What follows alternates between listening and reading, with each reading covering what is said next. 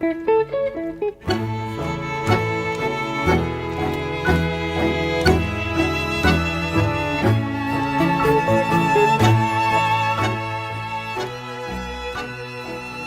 hello there. Welcome back to another episode of the Tango Banter. I am Yelizaveta. It's good to have you here with me. I am just back from the Portland Tango event that I was attending last weekend. It's called The Thing. And it was a really special event for me because I used to live in Portland, and it was an opportunity for me to reconnect with a lot of the people that I was very close to in the tango community there when I was living there. So it made me think a lot about the incredible value that tango brings into our lives in terms of relationships, and how when we might not necessarily be very close with family members, we might not necessarily have a lot of friends at work, or we might have a difficult time connecting with people on a daily basis. But tango gives us this possibility that we might actually connect with strangers, and those strangers we might see year after year at an event multiple times a month, or multiple times a year maybe. And in that way we form relationships that last many, many years. And this is probably one of my favorite qualities of social tango, and why I think tango is such a useful tool and an essential tool for a happy life, really. So for me, attending tango events a lot of times is really about that, is about seeing people that I haven't seen in a while, and I get a chance to check in with them and connect a little bit and dance. And the upcoming opportunity for me to see you at a tango event is quickly approaching, and that is the LA Tango Marathon. I've been talking a lot about it, and I hope I've convinced some of you to come out west and join us in Los Angeles for the LA Summer Tango Marathon. The links to the event and registration, all that, are in the show notes, so you can go check it out. If you still need to register, make sure you use the discount code LAMeow23 to get a free t-shirt. That's LAMEOW 23, and you'll get a t-shirt when you arrive.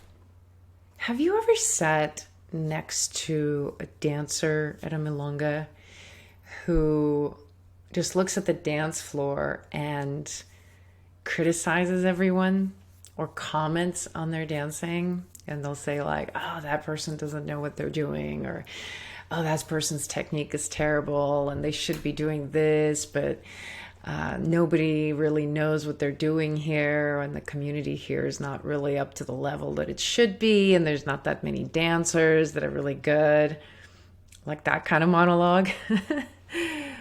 Now, have you ever had those kinds of thoughts yourself? Have you ever sat and looked at the dance floor and say, oh, that person looks terrible. Oh, they don't know what they're doing. Oh, they're not really good at connecting. Oh, they're not really connected. They're not connected to the music. They're not really dancing to the music. They're not connected to each other. Have you thought that ever? The answer is yes. I'm not surprised. I would be surprised if you say no. If you've said no to either of those, it's just a matter of time. You just haven't been in tango long enough. At some point, you will have those thoughts yourself on some level, and you will hear other people express that. And that's okay. I think this sort of commentary that we create about what we're looking at is natural reflex that we have. We look at something happening in front of us and we begin to assess it. And then we form judgments around what's supposed to be happening, what's not supposed to be happening. So one of the most common things that dancers criticize and other dancers is connection or lack of connection. And I think that when we're talking amongst ourselves as tango dancers and the word connection comes up, we sort of all know what we mean.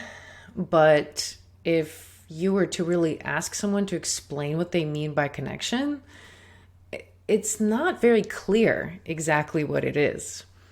And if we try to talk about connection and explain it to a non-dancer, I think we fail very quickly because it is such a subjective experience. Everybody will describe it slightly differently in such a way that you kind of know that everybody's talking about the same thing, but it's sort of like trying to explain to someone what an elephant looks like, you know? It's this strange challenge that we understand it internally, but we don't necessarily agree on how to describe it in terms of physically. Now, I know some of you might say, oh, no, I definitely know what connection looks like. I definitely know that there's only one way to tell that connection looks like this, and it's just the standard. But you will find another dancer who will say the same thing, but it will completely look like the opposite. So you'll have dancers who'll disagree what connection is supposed to look like. Is it open embrace or close embrace? Is it with the music or is it without the music? Is it connected or it's not connected? These questions, people begin to debate about what exactly it looks like. And I've been part of that along the time that I've been dancing. It's been, you kind of can't escape it. You start looking at the dance floor, and based on who your teachers are and who the dancers are coming up with you in your discussions, you'll form opinions about what connection really looks like and what you're supposed to aspire to. You know, certain things will look more connected than others. At some point, I started having these experiences where I would tell somebody, oh my God, I have to show you this performance. I feel like this is what tango is about. It's so connected. The connection is so amazing. And I would show it to them and they'd be like, oh, they look completely disconnected. That does not look connected at all. I'd be like, what? How is this possible? And more often than not, actually, this will happen, that you might experience this. You feel like a certain performance or a certain couple that you watch is so musical, so connected. And then you show it to someone else and they're like, no, actually, that doesn't look good at all. So that happens quite a bit, which points to this kind of uncomfortable reality of the fact that we're all sort of perceiving different things and we value different things, and it's all very subjective. And, you know, I recently had a conversation online in one of my posts about this with someone. So this is kind of like where the podcast idea, the episode idea came up. And I was talking to them and she said, well, half of the dancers on the dance floors in the United States are not connected with their partners. And I've heard that criticism, right? Like, you just hear that American dancers complaining about their own community or what they see on the dance floor. And they'll just be like, yeah, dancers in the United States are just not as connected as in Argentina, or not as connected as here's there. They're not as connected in LA as they are in Portland, or they're not as connected in Portland as they are in New York. And people will have these opinions about really the quality of connection in a certain community.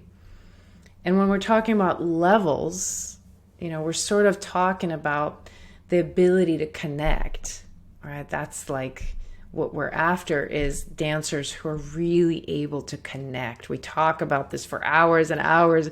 Volumes have been written. So we form these opinions about whether somebody's connected or not when they dance. But as I'm pointing out already, there can be disagreement about what you're looking at. Somebody else might look and see it completely differently. And I've had so many experiences like that. I wrote an early post of mine a few years ago about this experience of gearing up to go to Buenos Aires. It's my second time. I'm going there for 6.5 months. I am dying to go there. And I have this feeling of like, when I get to Buenos Aires, that's when I'm going to experience real tango. And when I got to Buenos Aires, there I was. I was in my first few weeks and I was just in heaven. I was so excited. Deer in the headlights, just eating it up. And one night I'm sitting at a milonga, just observing, and I'm in this dreamlike state. I'm like, this is tango. This is amazing. And right next to me is sitting a woman that I had just met. And she was American, but she had been living in Buenos Aires for some time. And as I'm sitting there in my cloud nine state, she says to me, there's nobody here to dance with. Oh my God. Look at the dance floor. There's just like, nobody understands connection. There's no musicality. It's so boring. And I really, we should go to a different milonga. She was just not having it. She did not appreciate what was going on the dance floor. And as I listened to her complain, I was shocked. I was shocked because I was like, how can she say that? Because what I'm seeing is this incredible dancing and I'm just so wowed. But what is it that she's seeing? And it shook me a little bit and started this whole line of questioning that has now resulted in this conversation. And eventually, over the years that I had been dancing, I formed my own opinions about what connection looks like. And some of it was formed as a result of interacting with other dancers very clearly. When I was living in Portland and I had just come back from Buenos Aires, there was definitely a feeling of wanting to measure up to a certain standard. And I pursued tango in this way of trying to build up my authority and say, I know what tango is supposed to be. And so I formed a certain opinion about it, and I talked with other people about it, and then other people told me what they thought. And then I was also in a relationship with someone who had a lot of opinions, and we talked a lot. And so through this process, I began to construct my own opinion about what connection looks like, what skill looks like. And little by little, I became very opinionated and judgy and sort of stuck up a little bit, And I was that person. I was sitting at the Milonga and I would just judge. And it was like some of it was informed in my own experience. Like, I really appreciated dancers who had good posture and good mechanics. So part of my criticism, was sometimes pointing out like, oh, that person has bad posture. And that's a judgment. That means bad. It means they don't have as good of a connection as a person with good posture. And some of it was really informed by things that I took on, believing from my teachers, from other people whose opinion I valued. And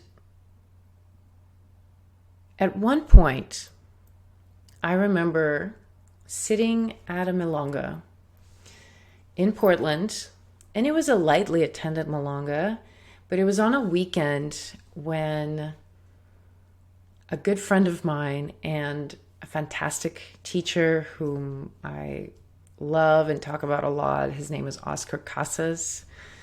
Those of you who've done Oscar Casas workshops know how amazingly fun this person is, and I just love his energy. So he was sitting next to me one night, and I'm looking at the dance floor, I'm in that, let's call it my badger mood,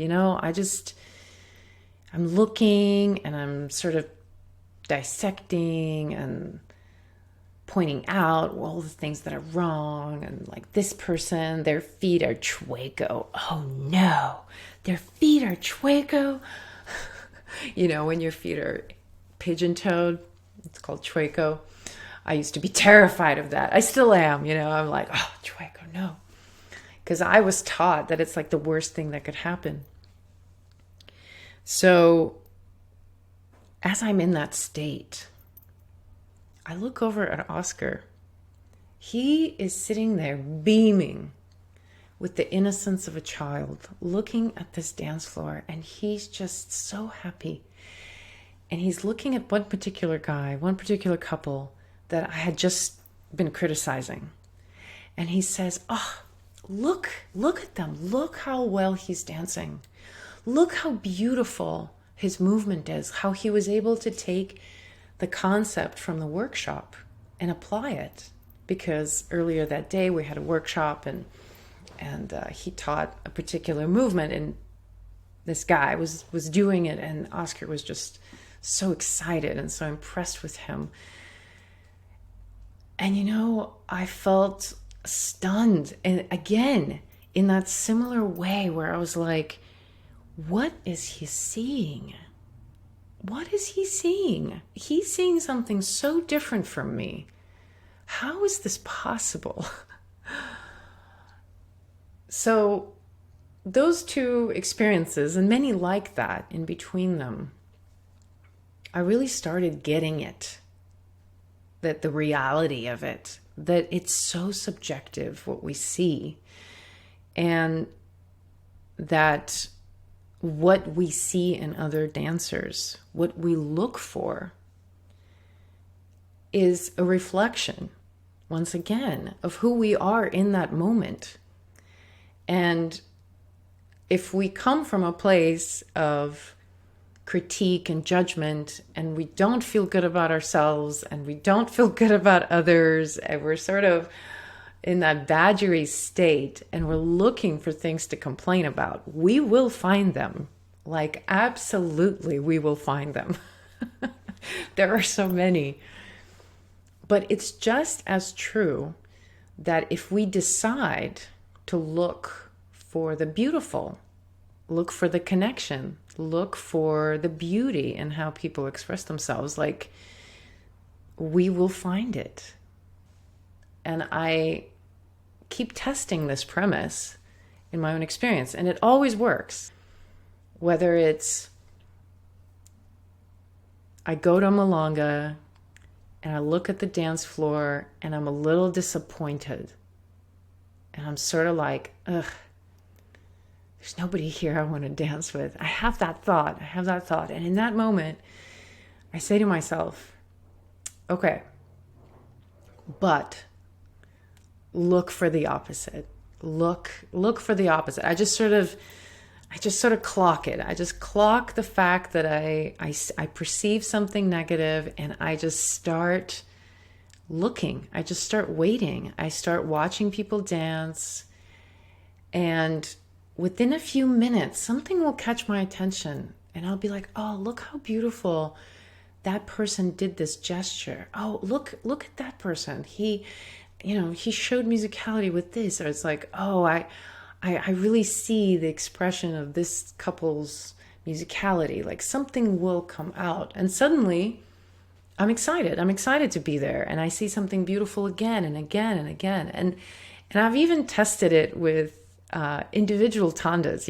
If I got into a tanda and I take the embrace and it's either the music is not what I want, I really don't like the music, or I really don't like this person, their embrace, something about it, or I'm really tired and I'm sort of at the end of my energy and I don't want to be dancing anymore. And in that moment, I will just sort of say to myself, okay, channel the music, just connect, just be here and receive. Look for the goodness, look for the enjoyment, expect that you're going to enjoy it, wait for that. And if I just hang on there for a second and I sort of expect that, like a kid, I'm going to find something interesting. Like I feel bored right now, but in a minute, I'm going to find something interesting. And by the end of the song, I'm having a great time. So whenever we do feel connection and the other person asks us whether we know what connection feels like, we all know what it is, and we all want to make it better. We all want to connect further and deeper, and we want to improve that. And I don't think there's there's not one dancer who would say confidently that they're not interested in their connection, their skills for connection to be better. So if we're all of us understand the importance of connection, we're all working on it, and we all know what we're looking for, and we all know what it feels like, then how come we don't see that in each other? Like, how come we are judging each other according to our definition of what connection is? And I think that we do that because it's a natural thing for us to try to codify and say, oh, it's supposed to look like this and it's supposed to look like that. And if it doesn't look like this, then it's not the connection, whatever. But really, the truth, the level of understanding that I think is really useful for us as tango dancers is to admit that we're all doing that we're all going to have opinions about it.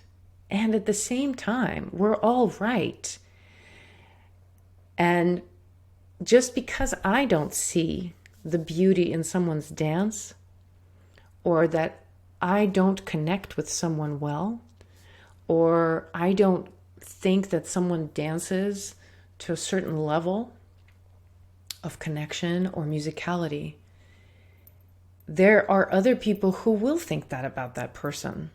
And there are people who will look at my dance and the way I dance and criticize it. And they'll say that my dance is not tango enough, or it's too musical.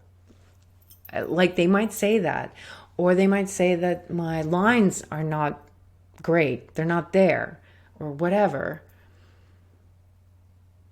And that's fine, right? Because that's what we all do. And I think when we understand that about ourselves, when we realize that we're all doing that, it kind of gives us an opportunity to go above that or beyond it, perhaps, rather than continue to sit there on the sidelines and judge other dancers for what they have or don't have. The truth is that every single person on the dance floor is seeking the same thing. They're all trying to get to the same place, knowing the means that they know at the moment, using the tools to the best of their abilities. We're all there, putting ourselves out there and pursuing and pushing ourselves in different ways. All of us. We can't doubt that part of the experience. The last thing I want to talk about in terms of this topic of connection is, how do we improve connection really? How do we make it better? Because ultimately, that's what we're working towards. If you ask any dancer why they're going to class, some of them, at least part of the time, might say that it's because they want to learn new vocabulary and they want better sequencing.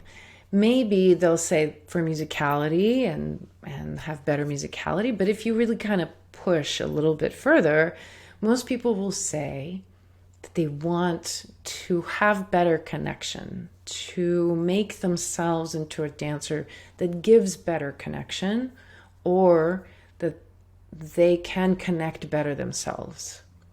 So how do we actually make it better? And I am sure that there are as many opinions about this as there are people listening to this episode right now. And of course, I would love to hear your thoughts on how to make connection better. And you can pop your thoughts in the week's discussion in my private Facebook group, link in the show notes.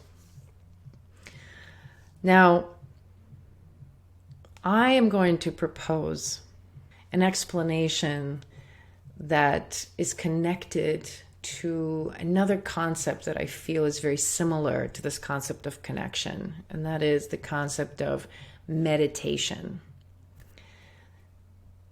If you ever talk to people who meditate, meditation teachers, and you begin to pry open the mysteries of what meditation is, you're going to run into very similar scenarios as you do when you're talking about connection and tango. So one time, a teacher said in class that meditation is not something that you make happen. Meditation is something that you allow to occur, the way you allow sleep to occur. And in order to allow sleep to occur, you might need certain conditions to be in place. You need the lights to be off. You need a blanket on top of you. You need a pillow. You need to be comfortable. So you know that when you turn off the lights and you make yourself warm and comfortable and it's at night, sleep will happen. At least that's what we all hope for, right?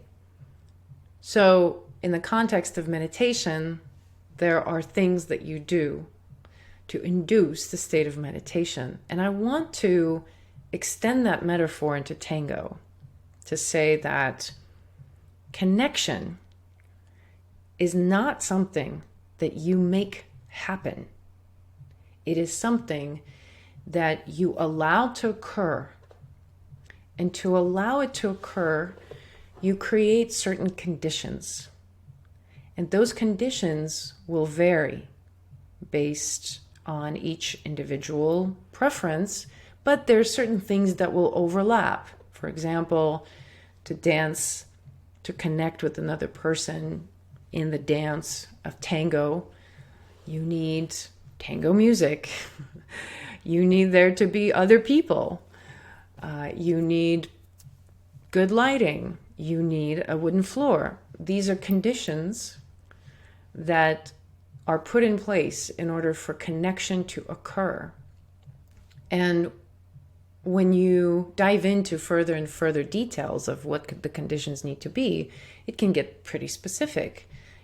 It needs to be this kind of person and this tanda with this music. At this time, I want to dance with that person to this song. And it can become very specific.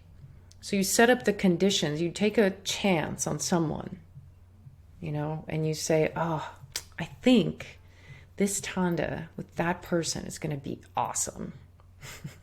You take a bet.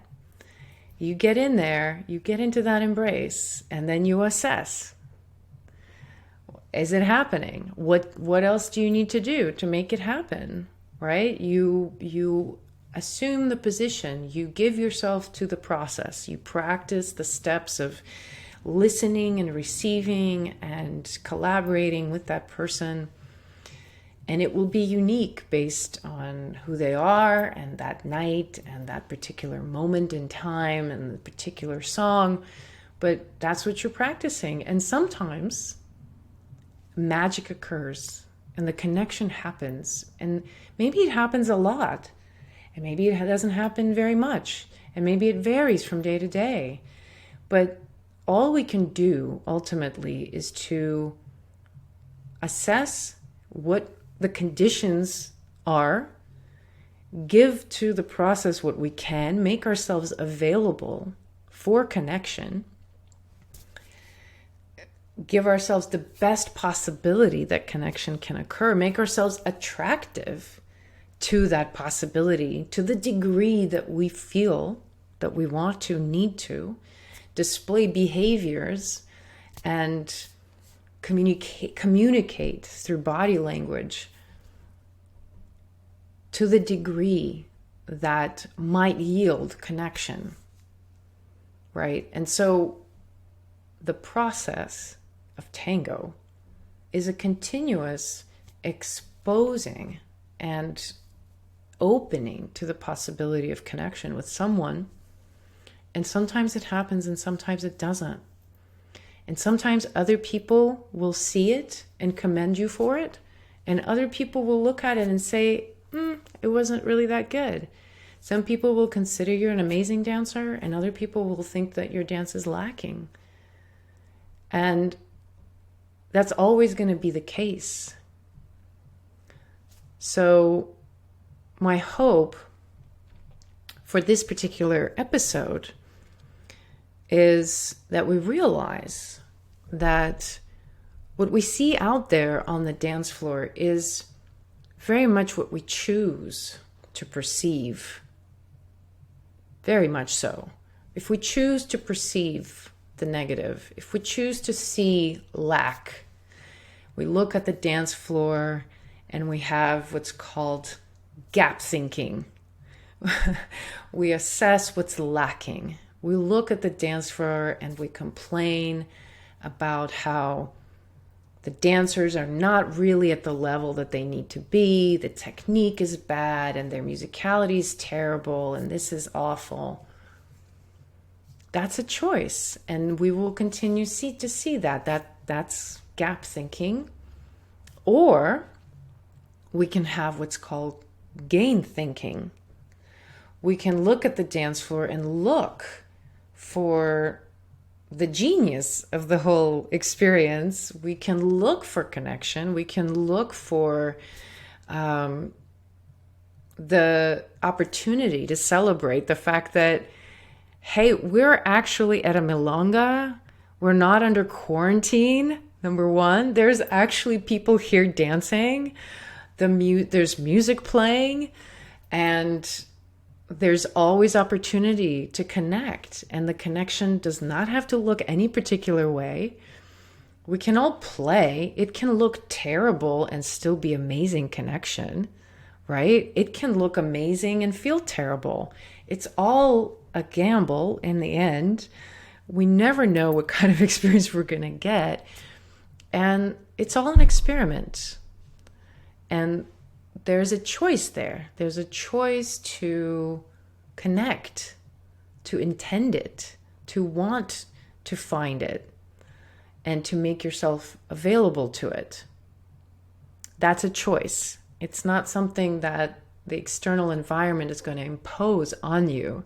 Nothing is going to happen in your life to convince you to not look for the negative. You're going to have to choose to just look for the positive. It's something that I decided that night when I was sitting with Oscar Casas. That night, I decided that I was going to look for the different, because I could see how different his energy was and how much he was enjoying what he was doing. I became this sort of negative Nancy, constantly complaining and being all particular, and the way I judged myself wasn't any better. So I really decided that I was going to look for the positive. And I got to tell you, it's a continuous practice. It's not like I decided once and then it was easy. It's a decision every time. It's quite magical that we dance tango. It's amazing to even learn it at all. We make up a very small percentage of the world population, and we're able to dance tango, and it's this magical thing, and we can celebrate that. We can celebrate our way of connecting, our way of dancing, and not have to judge anybody else.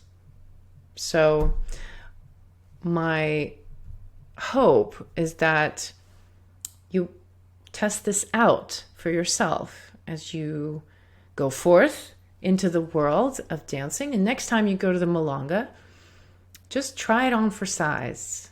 Try on this lens, like you're going to put on glasses and you're just going to wait to see, to look for the beautiful thing, to want to see the magical thing, to be inspired, to be stimulated in your imagination, to admire something, and have that attitude and see what happens. And I would love for you to share with me what happens for you.